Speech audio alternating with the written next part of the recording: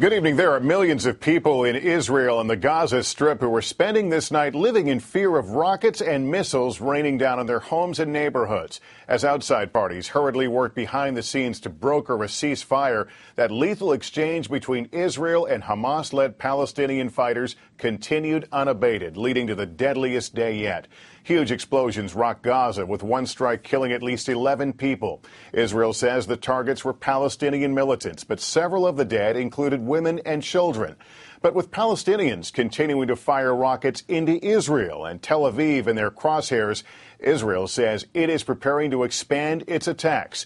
We're on the ground on both sides of this conflict, beginning tonight with our chief foreign correspondent, Richard Engel, in Gaza. Richard? Good evening, Lester. Israel appears to have exceptionally good intelligence about Hamas, and today was able to specifically target individual militants in their homes. But Israel is also killing anyone who happens to be around them. Minutes ago, this was the three-story house of a Hamas militant. Israel says it's using precision strikes against Gaza, but this time, Israeli jets fired at midday in a packed neighborhood. Witnesses say there were 8 people in this house when it was attacked, and they've already pulled out 3 bodies.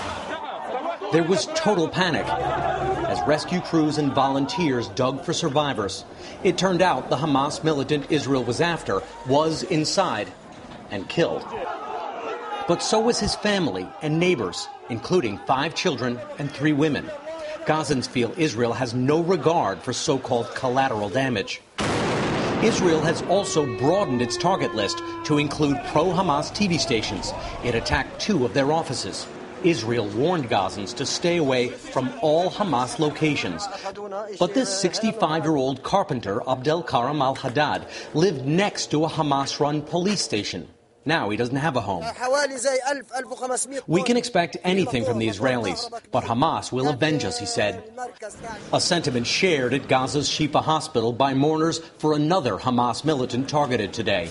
Witnesses showed us the shell that killed the militant and his young niece. They claim it was fired from an Israeli ship. And as we spoke, warships fired more rounds.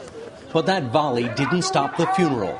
More about expressing defiance here than sadness. They are now taking the bodies of the Hamas fighter and his 9-year-old niece to be buried. He was apparently the target. She was not. But here in war times, they are both being considered martyrs. Israel wants to eliminate Hamas's leadership, but that's coming increasingly with a cost to civilians. Richard Engel, NBC News, Gaza.